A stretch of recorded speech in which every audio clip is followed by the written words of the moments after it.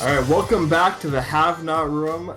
I'm your host, Ben. I'm joined here, as always, by Chad and Brian. We're here to break down the middle of Week 4 in the Big Brother All-Stars house. And we got a little bit of a week going here. It's been a relatively quiet season so far, but I think things are starting to turn around, potentially. Only took a month. Stuff's happening. Yeah, we definitely needed something. I mean, yeah. I pretty much stand Twitter, and I'll say myself too, just catatonic after the Thursday eviction and then finding out who the HOH winner was. So Yeah. I'm happy that moving forward it might be more exciting. Mm-hmm. Before we get into that, though, we kind of have to talk about something that went down pretty much immediately after we finished recording our last week podcast, which is something we saw at the start of the Thursday eviction, which is being called online David Gate. All right, tell us about David Gate. David Gate. Well, as we saw in the episode, it kind of started out with a conversation between David and Bailey and Devon referencing the events of week 2. So we're going way far back now, where these people can't get over things really. No.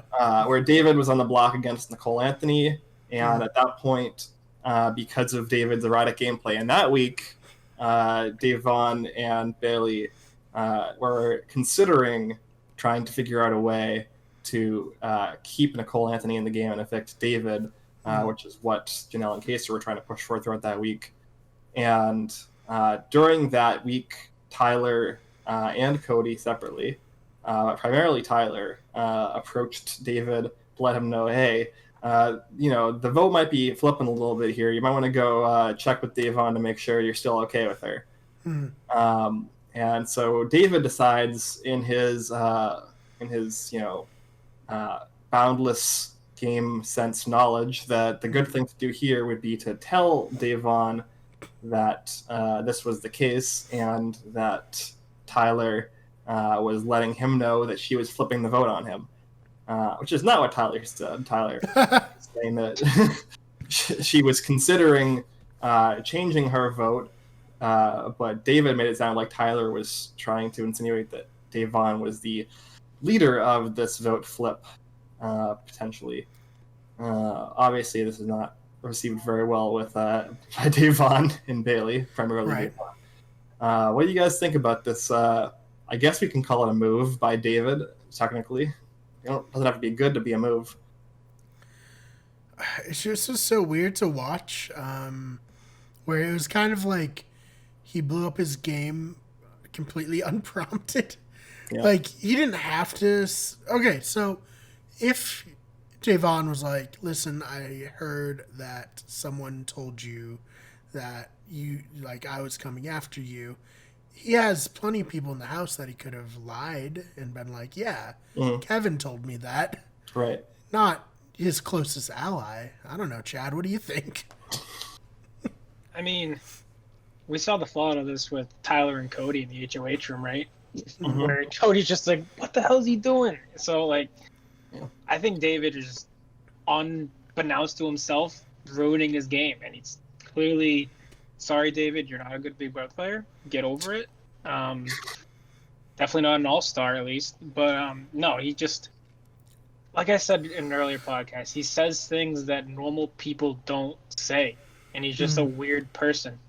A lot of people on Twitter...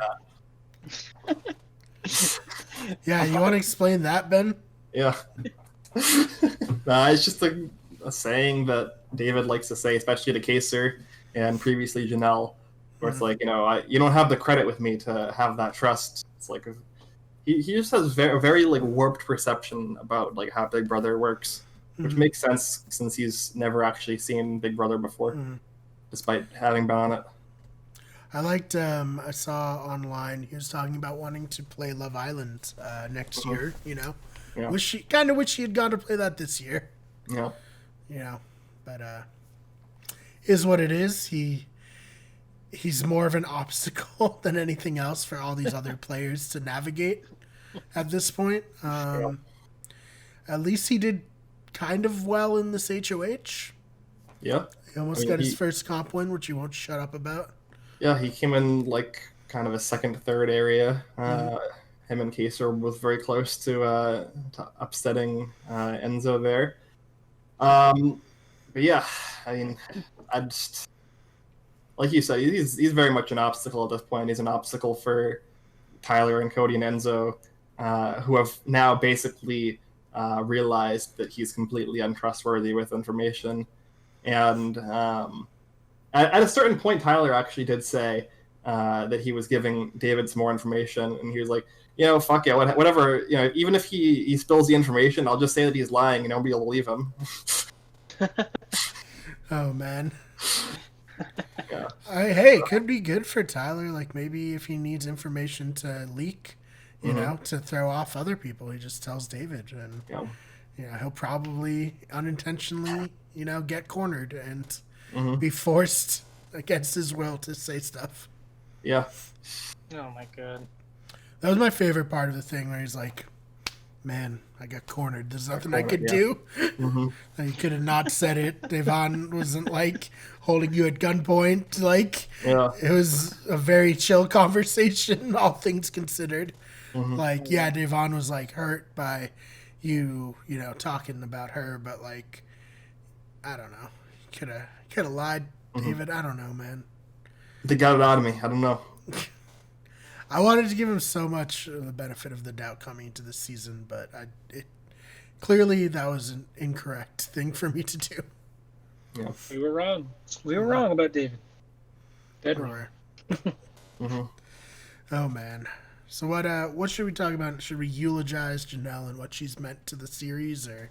Yeah, I think that's probably the next natural thing to talk about. We spent the majority of the first half of the eviction episode on this David Gate saga because there was so much fallout that has even continued into this week. But that we otherwise could have spent on like Janelle and Kaysar's final moments in the house together. We have Janelle Pierzina going out pre-jury for her second time, which, I can't say that I didn't really expect it coming in. I know we talked in our preseason assessment that she was going to be one of the largest targets coming into this season. And, obviously the pair of her and Kaysar is obviously going to be a huge target. And even with her gone, we're kind of seeing a similar story happening with Kaysar, even alone. So, yeah, it's just, I don't think that really she had much of a shot. But she, there were mistakes that were made in her game. She tried like way too hard to flip both of the previous votes. She tried harder to save both of the previous evictees than each of them tried to save themselves, in my opinion. And got nothing for it other than a bigger target on her back. I mean, what's there to say? What do you want to? Do you want to say anything about Janelle's legacy here? It's doubtful we'll see a Janelle 5.0, but you never know. I didn't think we would see a 4.0. So. Yeah, I think we agreed that if something like this happened, that we would just pretend it doesn't count, for her, which we pretty much do with BB14. I don't think anyone necessarily counts BB14 too heavily against Janelle. So, realistically, she had those two amazing runs of third place back-to-back, and, it just wasn't to be. I hope that she can be the first person to make the, triple crown of playing Survivor, Amazing Race, and Big Brother, but I don't necessarily think there's much left for Janelle to, come back to Big Brother for. I don't know. What do you guys think about that? No, I 100% agree with you. I don't think she should come back to Big Brother. I mean, unless there's a Big Brother Legends series. But no, I would love to see her in Survivor. I think that's her next step. Another Big Brother series would just be it's Janelle again. I mean, we love her, but we all know what's going to happen. She's going to get canned before jury. So. Oh, great! Janelle's here just to get everyone mad at her and voted off. This is real fun. Yeah. I mean, I definitely really enjoyed all the feed clips and her talking about her previous seasons and like talking to Ian about 14 and Kaysar about 6 and 7, and just it was cool to have her there, but it sucked that she never really felt like she had much of a fighting chance after the second week. Yeah, she definitely was the most active person talking about past seasons. Pretty haphazardly and without fear of any sort of repercussions. So that's definitely something to be missed. Yeah, I believe Ian and her got told to stop talking shit about Danielle Murphy. Yeah, Danielle Murphy's lawyer called. Really? I don't know. Probably. It seems probably her doing a fake voice. If we know anything about Danielle Murphy. Oh boy. Oh man, Ben's like, I don't want the R. Yeah, I don't need this smoke. So, Yeah. All right. So, Janelle, thank you for playing. Sucks that this is how it went. Yeah. Yeah. So what's next on the docket? I mean, there was a lot of people saying, Big Brother 6, Kaysar gets evicted, Janelle wins the following HOH. Big Brother 7, Kaysar gets evicted, Janelle wins the following HOH. Big Brother 22, maybe Janelle gets evicted and Kaysar wins the following HOH. And we were this close. It was painful how close he was. Yeah, the last 2 weeks, both of them were very close to winning each of them. Imagine how good of a season we could be having right now if we had Janelle and then Kaysar in power back to back. Yeah. Oh my god. Yeah, it would have been a little crazier, but now people would have actually been forced to do stuff. Yeah. Yeah. But I liked his strategy of throwing all 3 balls at once. It did kind of pigeonhole him a little bit though. Once he got like the 2 balls in, he really had to be perfect on that last one, and he didn't have maybe as much practice of doing one at a time as everyone else did. I don't know how much that helped or hurt him necessarily. But remind me, did his ball go in like right after Enzo's did, or am I imagining that? It went in at all. There was talk in the feeds about this photo finish thing, but I think that was in reference to the Cody and Memphis photo finish previously. Yeah, that was crazy how close that was. Yeah. But I wish they let us watch this HOH on the feeds. Yeah. I don't like that. Yeah, and then we'll get to it, but the veto was, from my understanding, an endurance comp, so we're not even going to get, presumably, an endurance comp coming again, up for the HOH for a while. So that's kind of silly. But yeah, I mean, it's frustrating because he did so well in the first round, and he was very close. Enzo did seem to be the first one that I saw, at least from the edit, obviously, to figure out to bank the ball so that when it goes diagonally, there's more kind of room for it to hit the hole, and also that'll slow down the momentum at the top of the bank. That was a really smart play by him. Yeah, meow.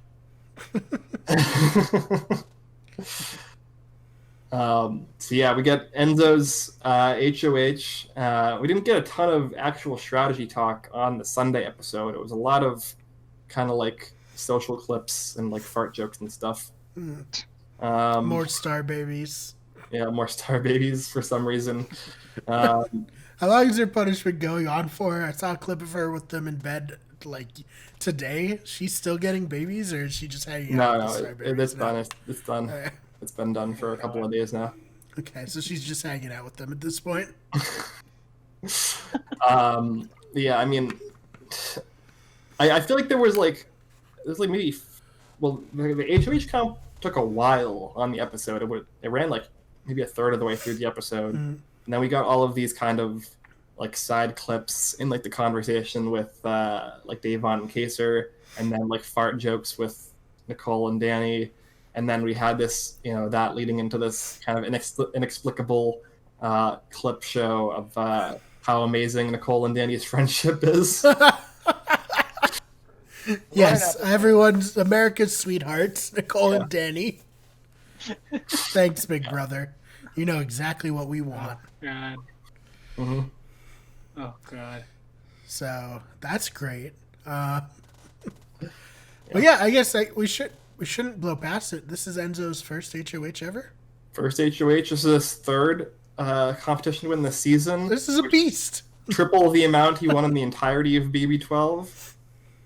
Where the only comp he won in BB12 was the OTEV comp that was sort of like semi-handed to him. So yeah, I mean, obviously his workout routine that he did before the season is paying off. Yeah, I would say he's killing it. Maybe just it was the fact that the other members of the brigade were very like athletic and comp based, so it didn't help that he.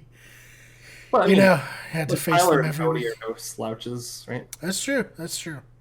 But good for him. He's definitely bringing it this season. He's very funny. I know I called him a giant pussy on Twitter, but that aside, I mean, he did kind of have a lot of bravado in his words and not in his actions, so, which we'll get to. But yeah, I mean, coming into this, I was planning on just because last week we kind of ran through Nicole Franzel's game as one of, in my opinion, the 4 people in the house who has a chance of winning this game still. And I was coming into this planning on doing the same thing with Enzo if we didn't have all this craziness to talk about that is going to fill the time instead. Yeah, so, I mean, we got it all. We got people wanting to betray each other. We got people yelling over the wall. Like, Ben, tell us about it. Well, but first we got to make sure that we get locked in. Kaysar is the target, regardless of what he says to Enzo. Regardless of all the DR talk of Enzo wanting to make a big crazy move and get all blood on his hands. No, he's gonna put up Kaysar and Kevin. Kevin being the pawn to get Kaysar out because he's such a huge threat all by himself with no allies. Does Kevin realize that these people don't necessarily consider him like a person they want to work with at this point? Like, you've been nominated 50% of the time that you've been in the house. Like, right? Come on, man. Well, he does end up winning this veto, which is, from my understanding, some kind of like hanging endurance style veto. And he is thinking that is going to earn him some respect. This guy. But it's not really happening. There might be a chance he doesn't get used as a pawn in the future. But yeah, he's definitely not really progressing himself in any way during the game. But yeah, I mean, we're like heavily buried in the lead talking so far during this podcast because the real juicy shit didn't start happening until Sunday night. Right, so I guess we'll break it down. Kaysar Kevin on the block. Kevin wins the veto. Yep. Gonna take himself off, and then what happens here? Well, and Christmas previously had volunteered to Enzo before the veto comp, saying that if Kevin wins, that Enzo can feel free to use her as a replacement pawn to still evict Kaysar.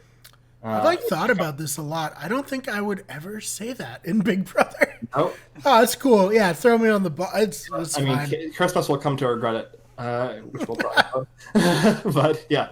I mean, Chad, do you want to go over what happened last night, Sunday night, a little bit? At least the start of it, and then we can kind of get into the fallout that happened today. Are you talking about the wall yeller? Yeah, the wall yeller. Oh my god. Yeah, I watched the clip of it. I think it was Memphis sitting outside. And you can like very, very clearly hear twice, like Nicole and Cody are playing everyone, and then they say it again, like definitely through like one of those like intercom things. Yeah. It sounded like they were like right outside the house. And I like saw a picture of like the complex, like going downward view. And like there's like a road right here, and then the parking lot, there's like a little river. And I guess someone said a lot of people do it right over the river because CBS can't really stop them. So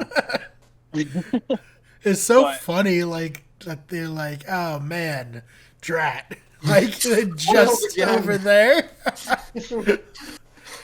Also, we should say the river is the LA River, which is at best a stream, at most a place for people to film stuff. Yeah. It was super clear, and people are definitely talking about it in the house. Maybe you can elaborate a little more. Yeah, feeds were off for 4 hours, so people were definitely talking about it, and production didn't want us to see people talking about it. But they're still talking about it, so... Yeah, what does production do? Like, in instances like this? Like, how do they not allow this to affect the game?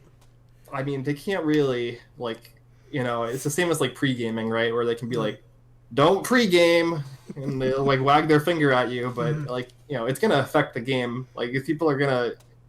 especially with this, or with everybody heard it, everyone knows what was said. It's not very, very rarely on Big Brother do wall yellers actually get their message across. This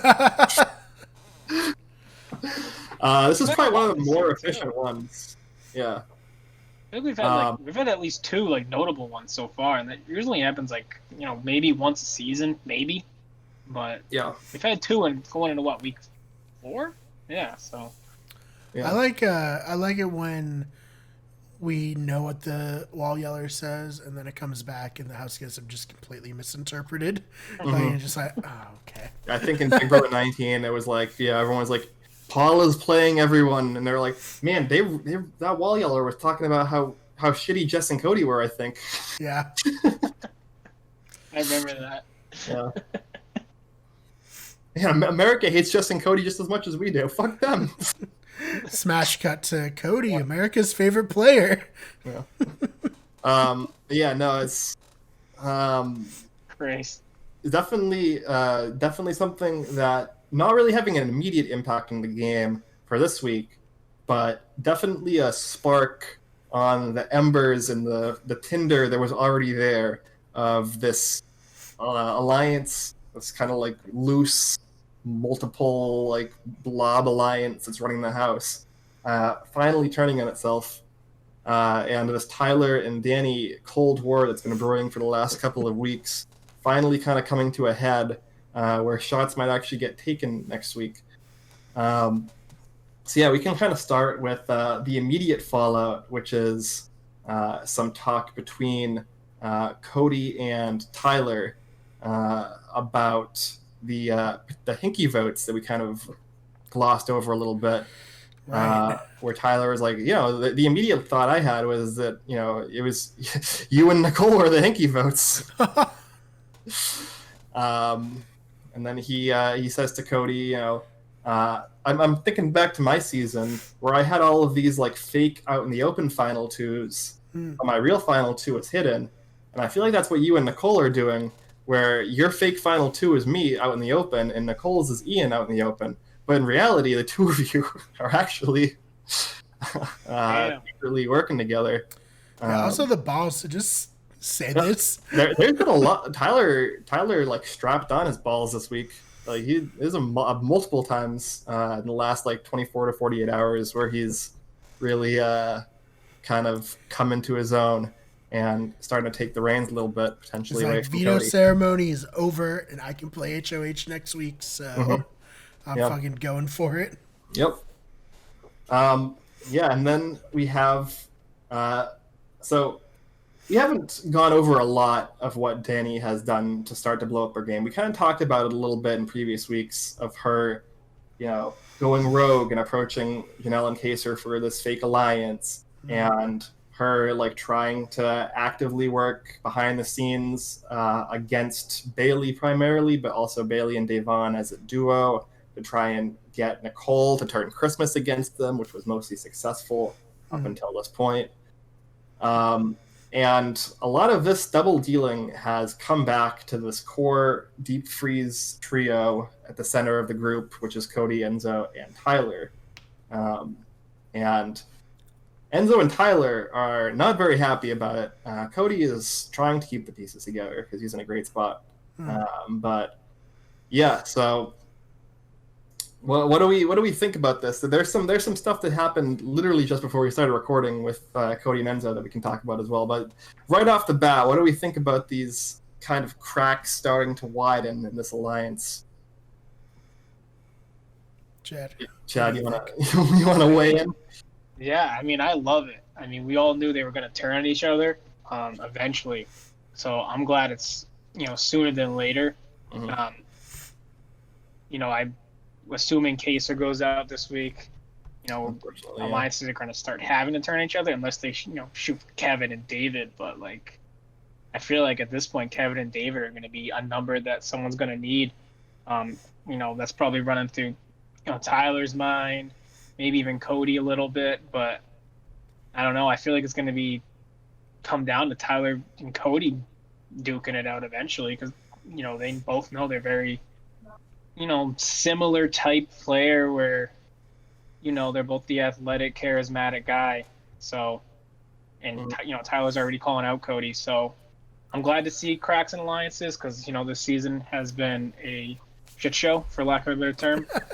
But I love seeing it. It's so fun to watch, but I'm scared because my winner pick is Cody. But right. I don't know, man. I was about to say, if I were Cody and I thought Tyler was coming after me, I would be like, oh, fuck. Tyler's a really good player. Yeah. And I think if anyone can turn this game around, it is him. But I don't know if Tyler's necessarily going to go straight at Cody. I think it's going to try to reel Cody back in, get, Dani out, and then later on strike and take Cody out when, kind of like what he did with Brett later on when the timing was right. But Ben, what do you think? Yeah, no, I agree. That's definitely the plan right now. Well, the primary Cold War that we've been seeing has centered around Bailey and Davon, where Dani has been trying to reel in Davon to an extent via Nicole because of that relationship and target Bailey so she can do that. Whereas Tyler is closer to Bailey, obviously, because they're, they have this, that's one of Tyler's final twos. They're friends from their season. They have a very good rapport. And Tyler's been trying to do kind of the opposite, where he's been trying to reel Bailey in and get Davon to take the brunt of the hit if the two of them were to go up on the block. But Tyler, this week, after the Wall Yeller, decided to take a little bit of a different approach, where he instead decided to go to just himself go to Davon and Bailey himself and say, hey, Dani's going after both of you, just straight up. She's not loyal to the Slick Six. She's been running around to other people trying to burn your name in their heads to get you targeted as soon as next week. And I told Cody and Enzo about it, and they're not happy either. We got to do something about this, setting up Dani as a potential target for them. And then, about an hour or two ago, we have a conversation where Davon goes up and talks to Enzo about this, where Enzo confirms a similar story where he says that Bailey came to him earlier in the day, the previous day, after he had already circulated that Christmas was going to be the nom because she volunteered.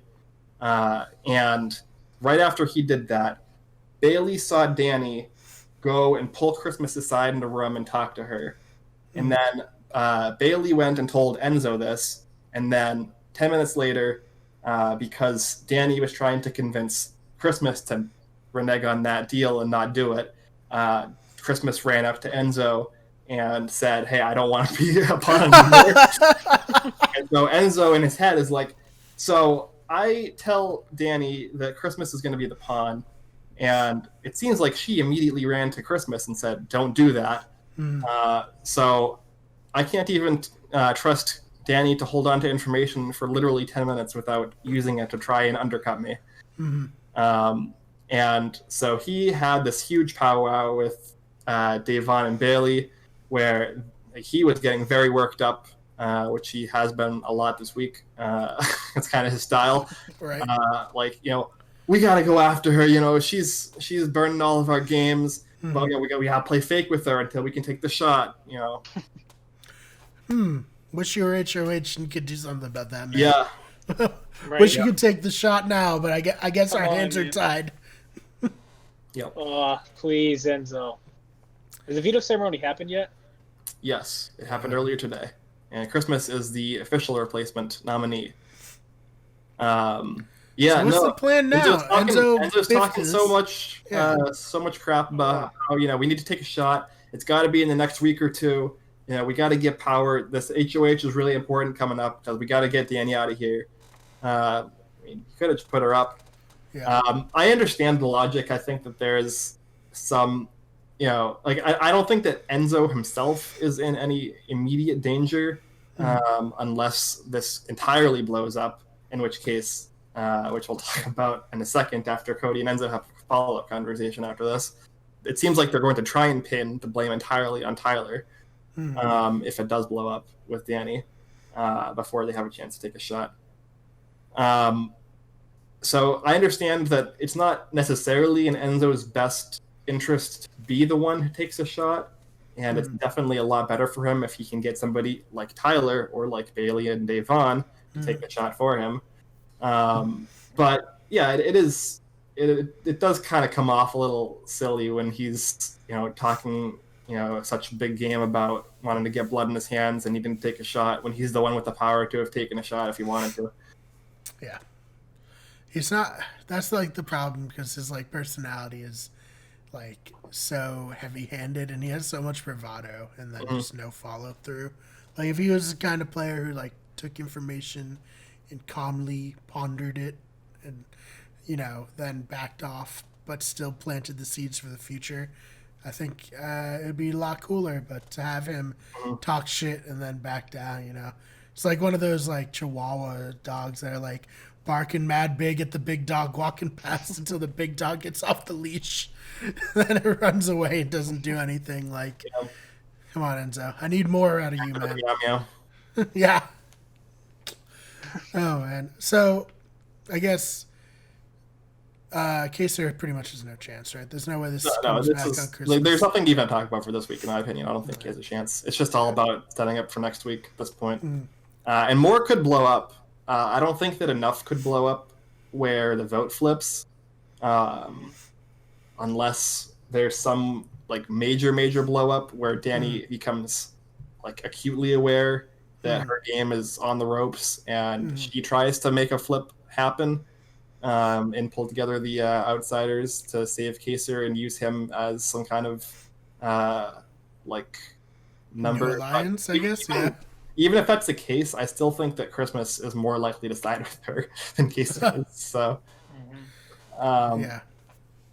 it's just so frustrating as a viewer where it's Kaysar has nobody, he has no alliance, and you guys are talking about building numbers for future plans. It's there's a number right there.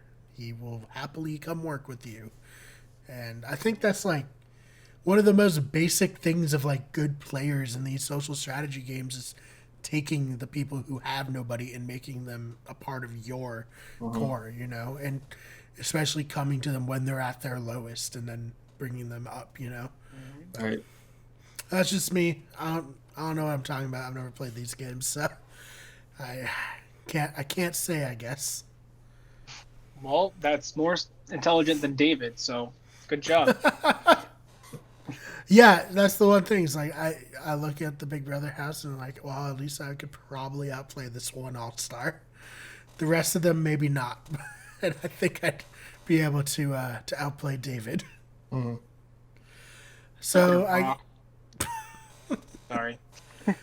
Oh man, David, you seem like a great guy. Go play Love Island. This isn't the game for you, unfortunately. But yeah, I guess so. So that's where we're at. We're at the precipice of interesting television. We just have to get slogged through another one of the BP legends going before interesting things can happen. Yeah. Oh no.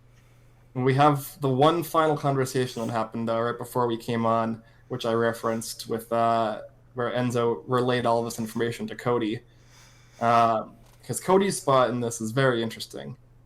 Because Cody is not super on board with targeting Dani. He's aware of what Dani is doing, but he's tacitly okay with it for now because it's not really going to directly affect him in the short term. Right. Which Enzo also sort of should be, but Enzo's been mostly taking the Tyler side, just because of the way that he likes to kind of play the game and like kind of have like he's kind of a control freak in a lot of ways, and he sees Dani as like a valve where he's losing control. So Enzo pulls aside Cody after the conversation with Devon and Bailey and tells him about it and basically says, you know, just so you know, Tyler told them that he told us this morning that Dani was going after them, and then I just had a conversation with them where we went over that, but they're going to play fake for the rest of the week until we can take a shot. And Cody was like, "Wait, what?" And Derek would have never let this happen. Christ. And so Cody was like, and pulls him into the bathroom, like, I'm fucking doing this out in the open. And Cody kind of goes off a little bit about how like Tyler is burning their games and like he's playing selfishly, and that this shit's gonna blow up, and like all Devon has to do is go relay this information to Dani, and their whole spot is completely in shambles, which is true.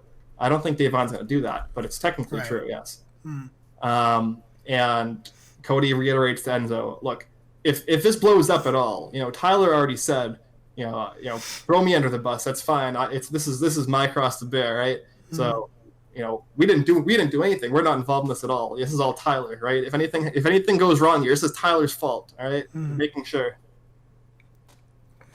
So, I mean, that's the one thing like Cody really thrives on, like keeping the peace. So it's gonna be really interesting to see how Cody handles a potential like house blow up.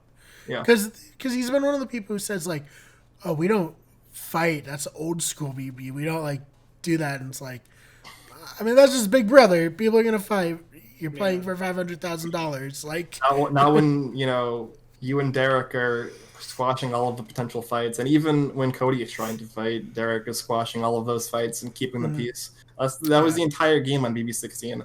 Was no drama, no fights, no nonsense. Everything is just gonna be this, and no deviation at all from the plan. And so it'll definitely be interesting to see how Cody can navigate kind of a more chaotic house. Yeah, I think too, like, this strategy has worked very well, right? Like, so far. But the hope was always, like, eventually these players, who are generally pretty self-interested players, like Dani betrayed the returning players on BB13 because it put her in a better position, will eventually... And she then betrayed her other alliance. Right? It went back with Jeff and Jordan. But... besides the point, she's a self-interested player, which is great, which is what we want for, you know, good TV. And I think just eventually we had to get there to where these people actually have their necks on the line to get like, oh, these are the all-stars we wanted. Yeah. This is the reason they got brought back. Yep. Hey, I could be wrong. We could go back on the feeds and find out that the big alliance is back together and it's all chill. So what do I know? No, that's not happening. Tyler is not going to let that happen. Because Tyler is one of those very like openly self-interested players. Like he was very self-interested on BB20, except in the one instance where he wasn't, where he was too loyal to his final two with Casey, even over this showmance with Angela he had put together, when it would have been more self-interested in him to have potentially turned on that final two with Casey and gone to the end with Angela instead. So I think that Tyler is very like well aware that he was self-interested except in one instance, and that was probably the only instance during the season where he made any kind of major mistake. And he is definitely very self-interested in this situation right now, where he knows that he needs Dani out if he wants to take any kind of control away from this, and like if he wants to seize control of this group away from Cody, who has it right now. Right. Cody sees it. Cody sees it coming, which is why he's freaking out and not happy. Right. I think having watched like enough of these all-star returning player seasons, like no one ever really changes. Like given a long enough, period of time, people will revert back to who they are and how they play, and it's just a matter of time before we get some excitement in this season, which is great because a little while ago I was like so out on this season. Yeah, a few days ago I was just like, ugh, fuck this. Like, but I'm reinvigorated. Let's go. Let's do it. Yep. Chad, do you have any predictions on how this might play itself out? There's a lot that kind of is riding on these comp outcomes, but It 1,000% depends on the next HOH. Like, do you think Tyler takes a shot at Dani right away? I mean, yes, he said. Or does he try to? He said he would. But he wouldn't. I would backdoor her. I think the real question is, does Cody take the shot, or does Cody just follow suit and go for Dani? I don't think that Cody is taking a shot on Dani. No. I think that I think Dani is safe with obviously herself, Nicole, Cody, Ian, and maybe Christmas. I think everybody else probably is at least able to be convinced to take a shot on her. If Dani wins HOH next week, are we going to see the big alliance try kind of coalesce, or do you think? No, because I think Dani is going to put up Bailey and Davon. Okay.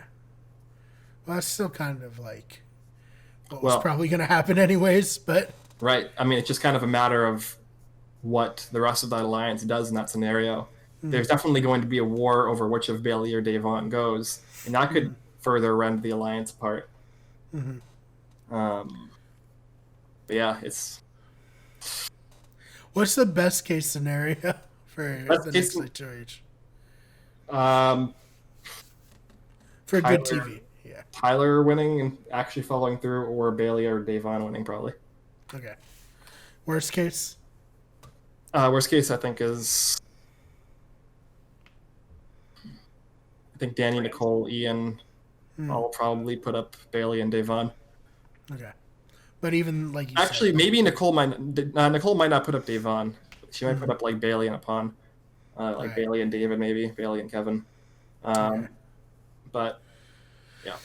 So we'll see. Either way, things are coming to a head. So no, I think that it's very, very likely that shit goes down in 4 or 5 days. Cool. So we'll be back to talk about that. Anything else we want to add before we get on out of here? No? All right, Ben, where can they find you online? You can find me on all social media at Ben Sharon, a Sharon with an R, or 2 R's, technically. It's not great. I can't even spell my own name. There's too much excitement going on. Right. Chad, how about you? You can find me on Instagram at ChadJP and Twitter at Chad Perry. That's also with 2 R's. Pary 25 on Twitter. All right, you can find me on Twitter at the fake BMAR. It's BMARR. As you guys said, how funny, how funny. ARR. Yep. You can also find me on my new Instagram at SuperMarbro. That's just gonna be comedy stuff. I'm keeping my personal Instagram just pretentious pictures of foliage. So you can follow the Twitter. Goodness. You can follow the channel on Twitter at WG Everything, on Instagram at Wicked Everything, on Twitch at twitch.tv/Wicked Everything, and on TikTok. For now, search Wicked Everything. We will see you guys